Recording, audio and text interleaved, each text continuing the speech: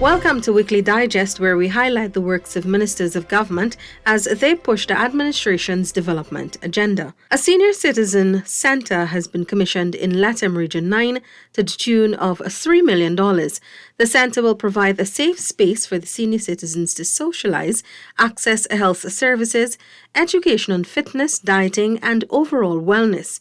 It was constructed through the Lethem Town Council. Minister of Housing and Water Colin Crowell, Minister who was in the office of the Prime Minister Kwame McCoy, and Minister of Local Government and Regional Development Nigel Darmlall were at the commissioning on Sunday last. This needs to be replicated, I think, as far as practical to other parts of our country for homes that cater for citizens. They have toiled this soil. They have laid the foundation for us, all of us, to enjoy, first of all, the freedom, the democracy that we have. And then, as Mayor said, all of us hopefully one day will become into that category.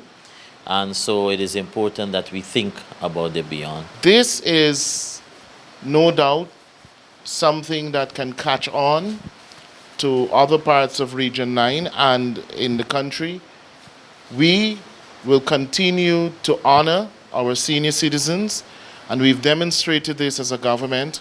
In our manifesto, we did speak to issues of our seniors about not only increasing pensions to make sure that they have some form of income or disposable income or money to be able to take care of themselves, but also we have spoken to facilities that would allow for seniors to be able to have access. Part of the work program of the government of Guyana is to make sure that we provide for all segments of our society. And the commissioning of today's building would go a far way in enhancing the services that the municipality provides to the people of Lethem. So I'm very honored and excited to be here. And I can assure you that other agencies of the government would be happy to work with the Lethem Town Council to make sure that this facility becomes productive in the sense that it'll be able to provide the types of services that the senior citizens require. Meanwhile, the concerns of residents from Regions 8 and 9 have been recorded and some addressed during the visit. At Tapachanga Region 9, residents relayed several long-standing housing matters. In response, Minister Colin Crowell assured that those matters will be addressed. He also announced a road project for the region. This year, right now, we are spending $350 million on the new Pope Bridge housing scheme. Well, they call it TRACTE, so we don't use that name anymore. But we are committing about $100 million, or can be just more than that, between Tapachanga and Culver City for one road, for those one each on those two constituencies.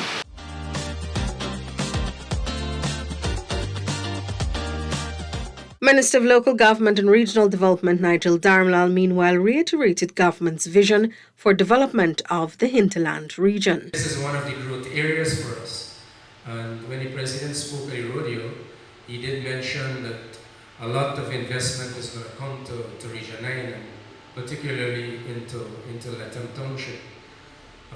One of the things we are here for too is to do a scoping mission in terms of what infrastructure is required, and that we can put resources to during the course of this year to start getting you looking like a proper town rather than a dusty town. Minister Kwame McCoy also assured citizens that government will continue to engage and include them in the decision-making process as it seeks to further develop the region. The efforts that we make in ensuring that we have presence in your community or any given community across the country is in keeping with our philosophy as a government about how connected we remain with people and how connected we remain and how faithful we remain to the promises that we make to you, residents of Region 9.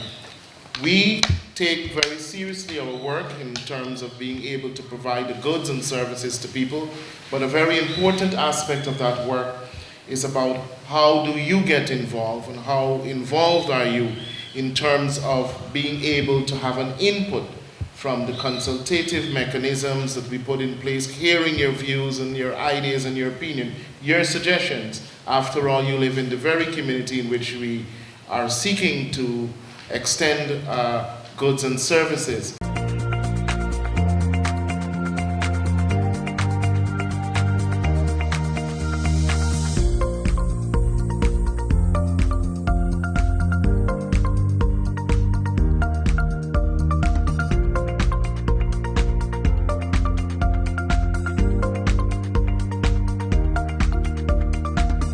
With schools fully reopened countrywide, systems are being put in place to verify the number of school dropouts via the ministry's Operation Recovery Initiative.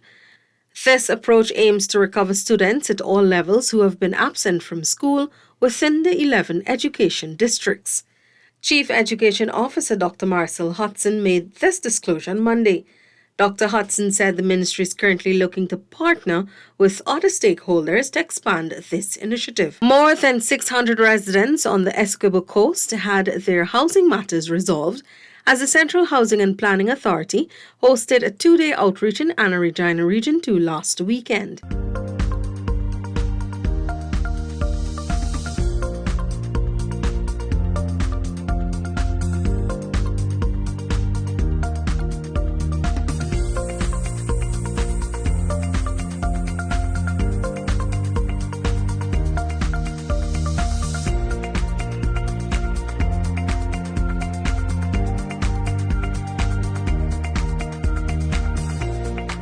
Persons were guided through the application process for land, updated their information, and signed up for land titles and agreements of sale. A number of persons were able to receive their titles transports after waiting for years. A number of residents also received their allocation letters for land they applied for years ago.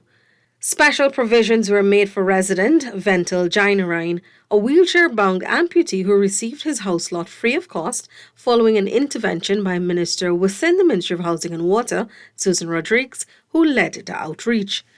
Later, the minister said the activity was successful as many of the age-old issues had been resolved. The difficulty with Region 2, as explained previously, you had a lot of titles that were mixed up. You had one person living on the lot having a title for a different lot. So it was a lot of complex issues that took years to resolve. But we were able to come here with the right strategy, with the right approach. We were able to bring all of our personnel here, bring all of our equipment here, and invite everyone to come and resolve their matters within a matter of hours. I mean, people did wait a very long time leading up to this exercise, and they were here for a long time today. It's a bit exhausting. The staff really worked hard, but the good thing is that we were able to achieve what we came here to achieve. Last year, over 700 persons received house lots in charity and under naming. This year, the government will be investing over $1 billion in infrastructural development within several new and existing housing schemes in the region. Works to be done include the construction of roads and bridges, installation of street lights, and the acquisition of lands for new allocations. Local health authorities are doing all is necessary to eradicate malaria in Guyana by 2030. Health Minister Dr. Frank Anthony on Monday joined regional health officials and personnel in Bartica Region 7 to observe World Malaria Day 2022. The theme for this year's observance is Harness Innovation to Reduce the Malaria Disease Burden and Save Lives. Addressing the gathering, Dr. Anthony noted that there is now a new approach to fighting malaria in Ghana, which includes involvement at the community level, including early diagnosis and treatment, prevention strategies, and surveillance measures. This new approach of getting down to the community level is something that we feel holds a lot of promise, and that can actually make a change. A lot of time we come with a vertical program, we come from Georgetown, we have staff, we run this thing almost in parallel to the health system. And we recognize that while that would have had an impact, it would not have the same impact if people in their communities look after themselves and look out for themselves. Champions for Malaria will be working in the communities, getting persons involved in the fight against malaria. Minister Anthony noted that while the ministry has a national strategy to tackle the disease, there will be regional interventions in place most affected, such as Regions 1, 7, 8, 9, and some parts of Region 10. Also, in keeping with the government's commitment to provide quality healthcare services in all regions across Ghana, Minister Anthony commissioned a newly constructed Maternal and Child Health Centre in Bartica Region 7. The project cost $26.3 million. So why this institution is important? Because the care that you give to the mother who is pregnant, it is that care, and once we do that well, that child is going to be born a healthy child. And if you don't have all of the skills that is necessary, then our commitment, that's the ministry's commitment, is that we will work with you to enhance your skills so that we can improve the quality of service that we are offering. Some 99 persons graduated from the Ministry of Labour's Board of Industrial Training Technical Vocational Educational Training course on Tuesday. Labour Minister Joseph Hamilton urged the batch of graduates to continue dreaming and achieving, as government is doing everything to ensure the country's human resource is upskilled and educated. We don't look for qualifications. No, none of the programs ask for qualification, because we know that many people could not end where they wanted to end because of circumstances of life. And that is what BIT is for, to ensure that people can once again dream, to ensure that people can once again know that they can do things that people said they cannot do. The program saw its first batch of 20 students, including 3 females, graduating in drone surveillance. Other courses include cosmetology, commercial food preparation, and interior decoration.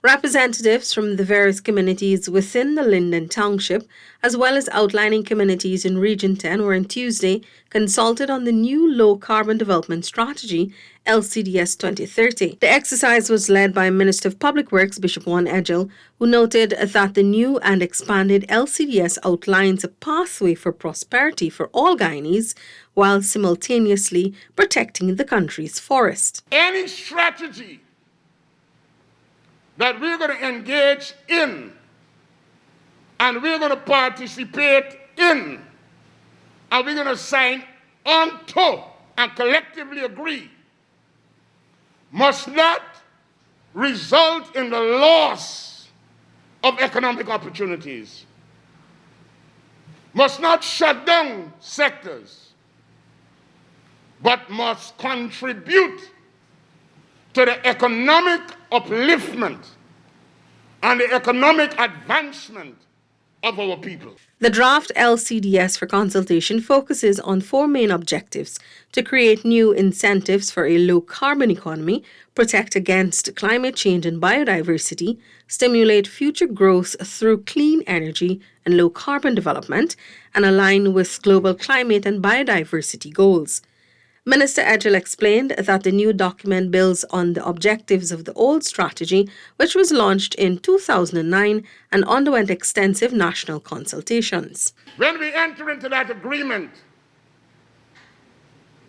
the whole idea of the sale of carbon credits was not as widely pronounced.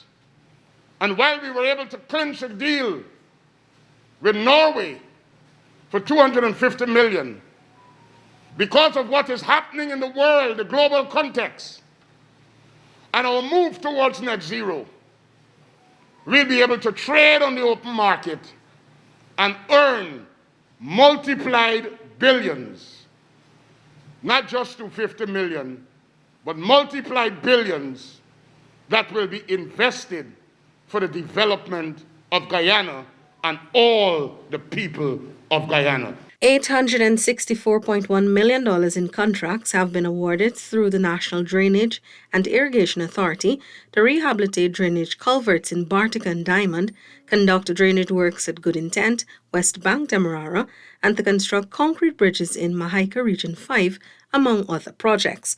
The contract documents were inked on Tuesday. I want to urge contractor that we will not extend the time. Last year we have had some problems with contracts.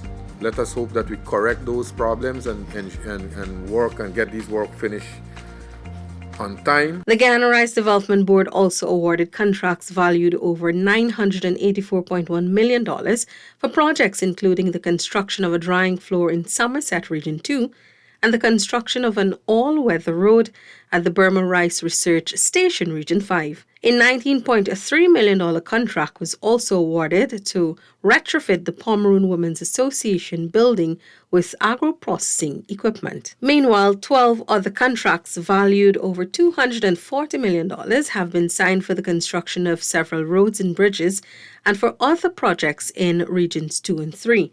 Minister of Local Government and Regional Development Nigel Dharmlal on Tuesday witnessed the signing held at the respective RDC boardrooms. We expect that these contracts are going to be completed within the specified contract period, and it is usually a policy of the government that we do not engage in variation even before contracts are, the first phase is being implemented.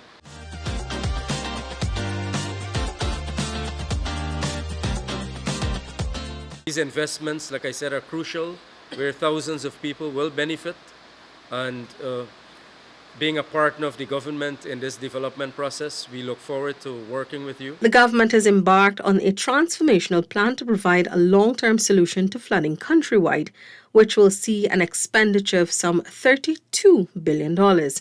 Vice President Dr. Bart Jagdeo made the disclosure at Dundee Maikoni during a community meeting on Wednesday, which formed part of an outreach to Region 5. We have been tackling this issue of flooding across the country.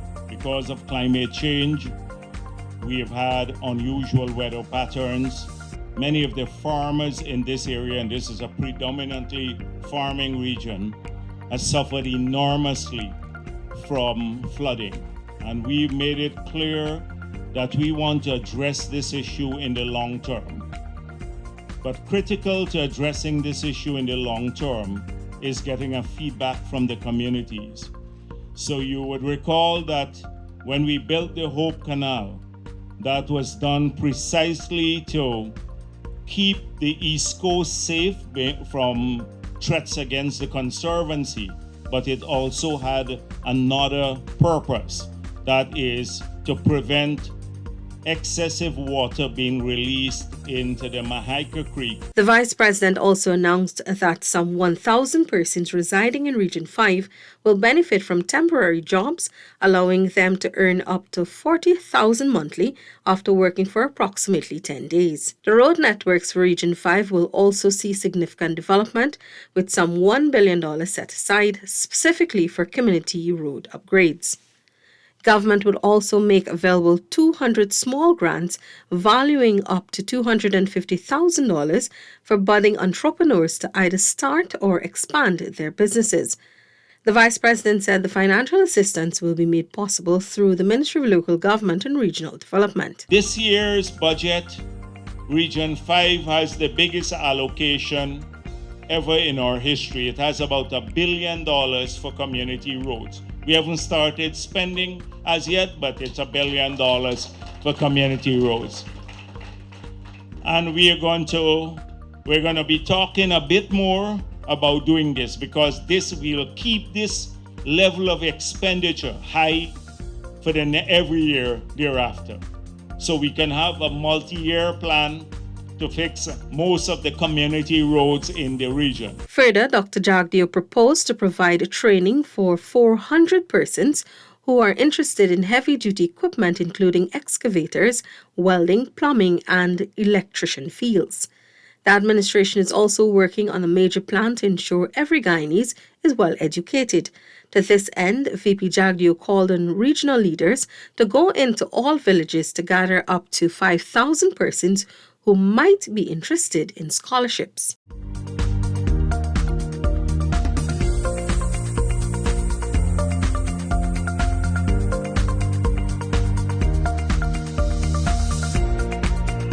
Guyana joined the rest of the world to celebrate Limb Awareness Month 2022 under the theme Your Ordinary is Extraordinary on Thursday, with an amputee health fair at the Tolmy Reid Rehabilitation Centre, Georgetown. At the informative fair, Minister of Health Dr. Frank Anthony revealed that some $10 million has been expended to procure prosthesis materials in an effort to restore mobility in amputee patients. We have spent more than $10 million in buying the material, and very shortly we'll have more material coming in to the workshop, and therefore we'll be able to make more prosthesis.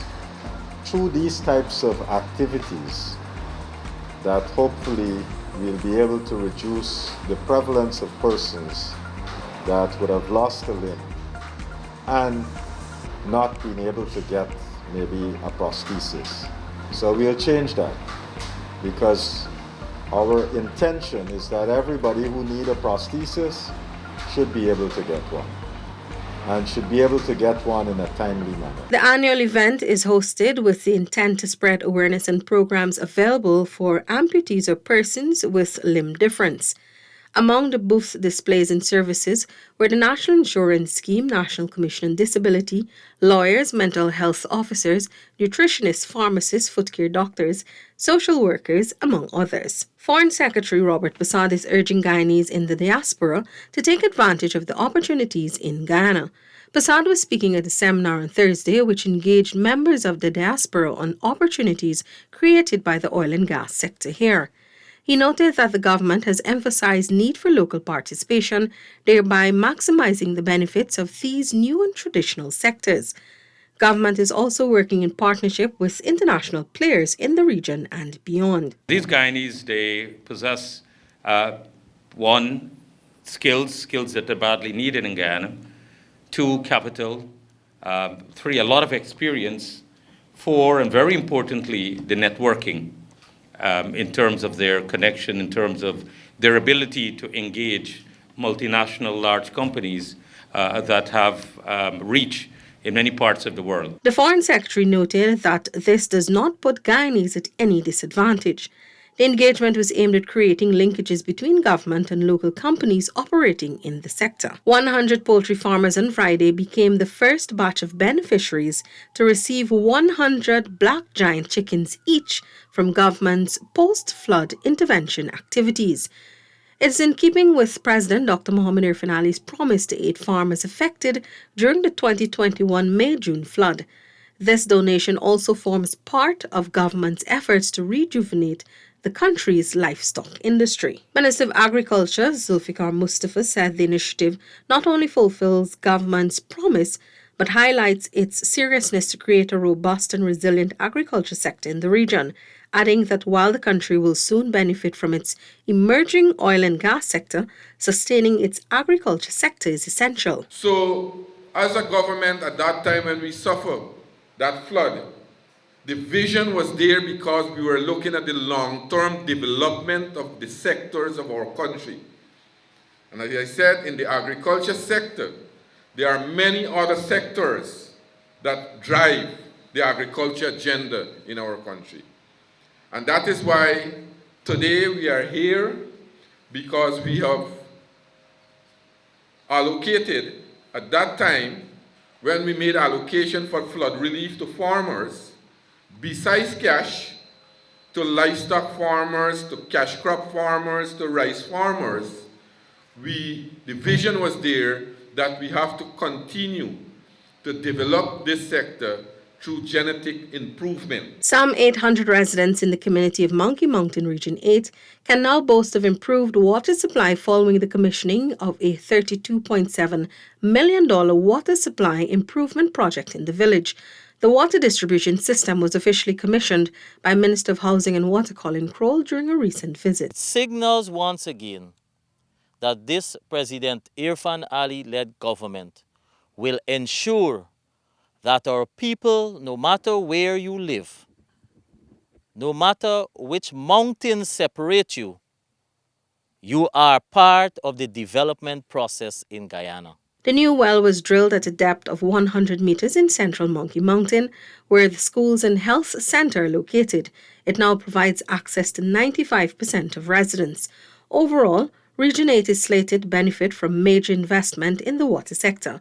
Minister Kroll noted that the government aims to increase coverage from 60 to 80% over the next few years. And so as a government, we have committed that we will spend more money into the hinterland to ensure that we bridge the gap of water, potable water, to all villages and to the households.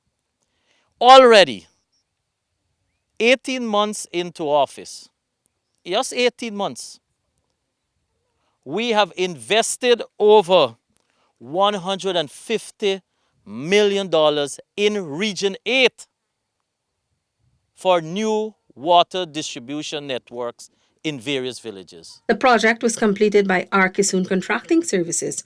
Other works include installation of pipes with 80 service connections, elevated storage tanks, and a photovoltaic system. Community service officers will also be trained in water system operation and maintenance to assist in management of the system. That's it for this edition of Weekly Digest. For these and other government-related information, do log on to our website dpi.gov.gy and our social media platforms as well. Goodbye.